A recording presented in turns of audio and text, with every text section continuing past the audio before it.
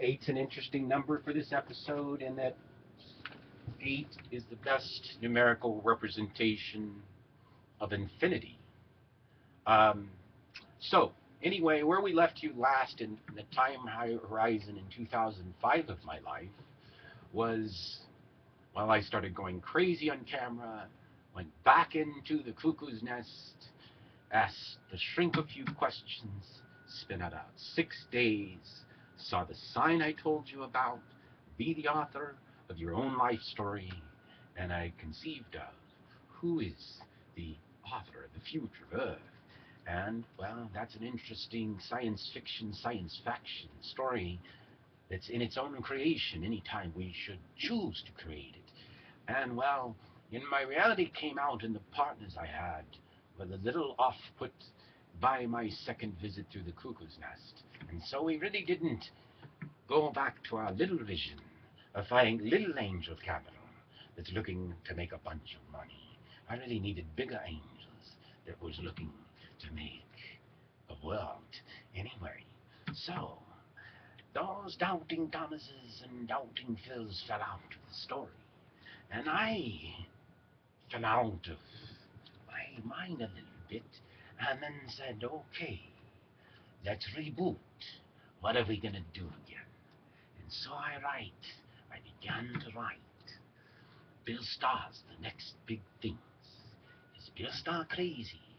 Or has he invented the next big things? Which I told you a little bit about in episode 7 of my story. And we'll tell you a little bit more about them today. But imagine this movie, if you will. This is the instantiation of not Atlas rising from the top to the bottom, but Atlas rising from the bottom to the top and taking over the world. And, well, this is a peaceful revolution beyond your mind. And it's perfectly within our power to conduct this revolution. And this is what I seed, I viewed, I perceived, I prophesied back then. To conduct this revolution entirely on what you know is the internet, or what I knew is the future of the internet. But here's the deal. Here's, I told you all of how we could buy a world of future. And in this story, Bill Starr becomes the prophet of prophets. And, well, it's a story of a TV show.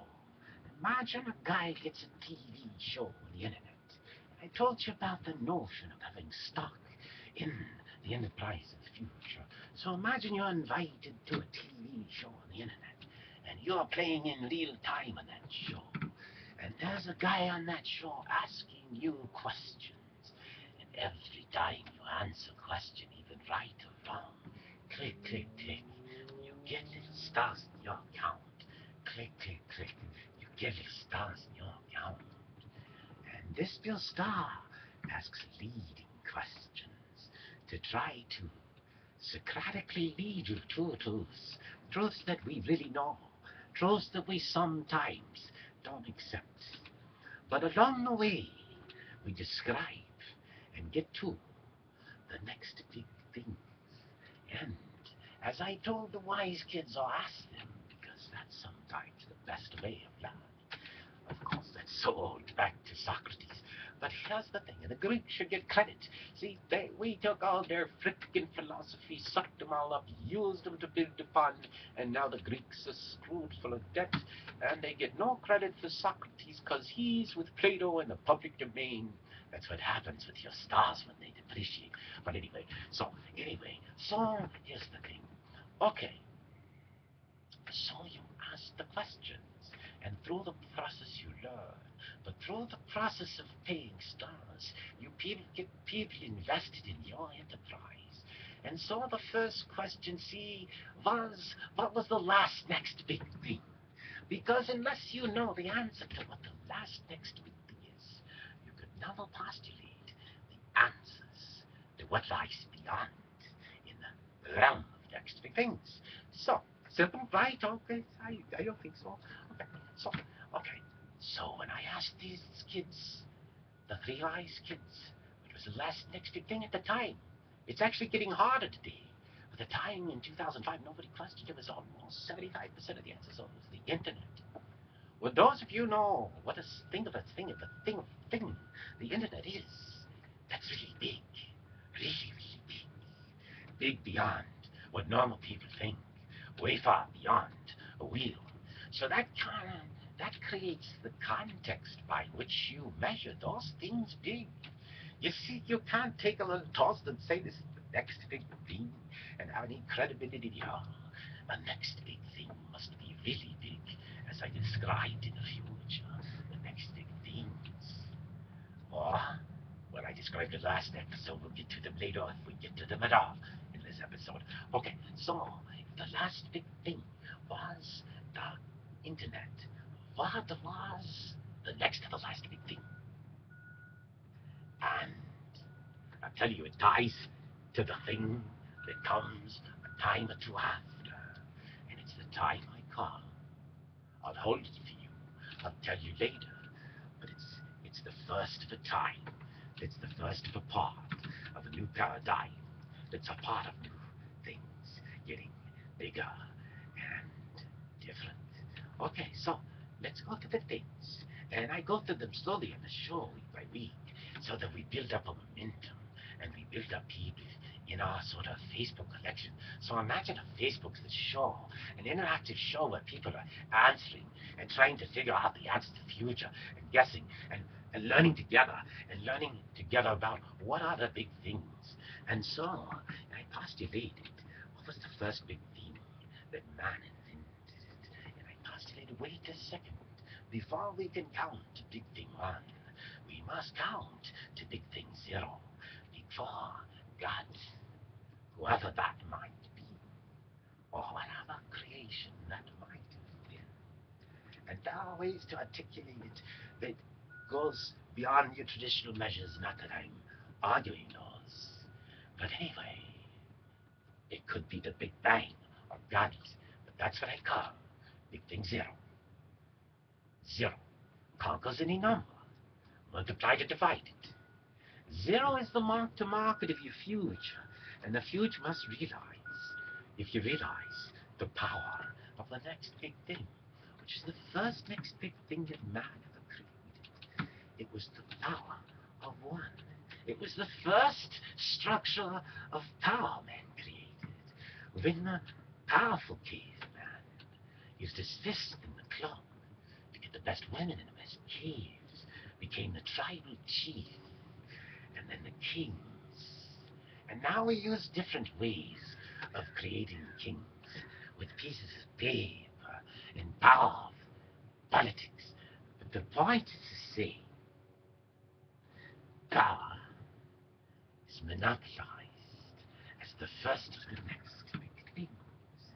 Okay, so what was the next big thing beyond this structure that has driven our society since we could argue the beginning of time? Well, the next big thing, what I saw it as travel. When we started traveling around, now you could actually you could argue whether one of the first of the next big things was housing and agriculture, but traveling, because you'll find these next big things all have what's in common is a network effect. And I won't explain the network effect to you, but those who know the network effect can understand the disintermediating power of a really strong network effect. And that is the effect that I imagined occurring on the network of the minds of the world. With only 6 degrees of separation, you could separate every mind of the planet. But let's not go there yet. Okay, it's 9:15.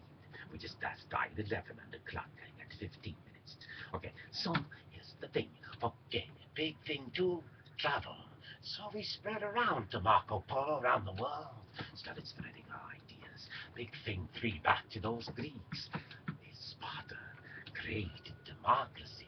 Probably the closest ever practice. We far from democracy. Now we create republics. There's no such thing as democracy. Well, probably because we knew from the beginning of the American Revolution, when Alexis de Tocqueville wrote about democracy in America, he recognized democracy as tyranny. And I would argue that you could really clearly explain democracy unfettered is a tyranny, of the stupid. And so, the kind of new enterprise that I envision is a combination of a democracy of power to people and power to capital, but a democracy that makes sure that we are not stupid. Anyway, so let's go on. So, leave us democracy. Well, we could practice it someday, and then fall was print. Now, actually, 800 AD or so, the Chinese invented print. Had a problem they had in computers in the beginning, and probably maybe still have it now with the keyboards and such. They had too many characters in their alphabet.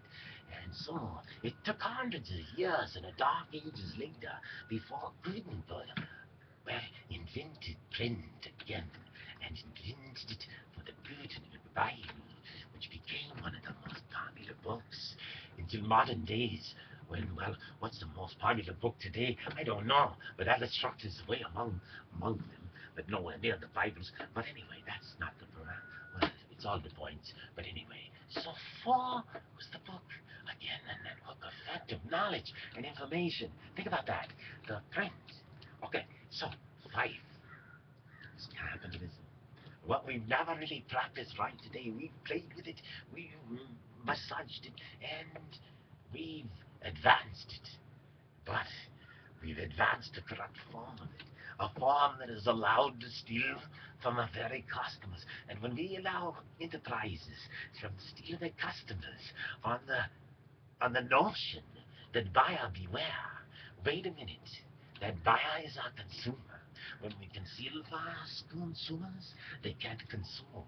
When we provide more value to the consumer, they can consume more value. And there's a new benevolent kind of enterprise that could take over the world if an enterprise shared its stock with all the people on earth, and an enterprise could print its own money. And so next big thing, 6. What was that in time? It was the engine. At the dawn of the Industrial Revolution. In fact, the engine is what powered the revolution of the Industrial Revolution. Only about 1600 BC. Think about that, 400 years ago. Big thing 6. And by the way, I tell you, the internet was 16, so we don't have many to go, and 4 minutes left. And so I'll go through them quickly for you, just for context of the things. The next big thing after 6, I decode it, was 7. See, I envisioned that Franklin found power, and Edison turned it into light. Power and light. 7. It's a 5. So it's 5 and 3 and 1. Okay, now to the infinite number of 8, which is very interesting to our network effect, because that's when the first, can you hear me now?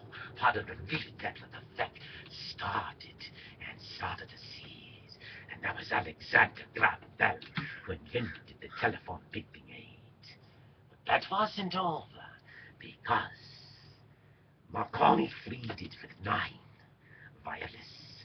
So Big Thing 8, Big Thing 9, and then Big Thing 10. What was Big Thing 10?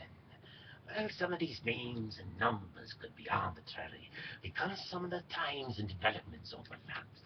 But I anointed Big Thing 10 as flat TV, because I view your future as real 3D, in real time, with real reality played and space-time captured, forward and backward, and that gets interesting. But in the wake of that, we go to Big Thing 11. I'm sorry, 10 was flight, when man first flew at Devil Hill with the Wolverine ride. And anyway, and then 11 was flat TV, and then 12. Well, 12, we'll leave you at this, was the doomsday clock. It was atomic bomb and the weapons that would destroy us. See, that was the 0. That was the number of the math. Now we have a few more things to get to 16. But as soon as we got an introduction to the 0 number of guns, we realized a 0 and a 1 multiplied equals 0. A 0 and 7 billion equals 0. You can take all your money on earth and multiply or divide it times 0. And your result is the same. You're zeroed out to zero.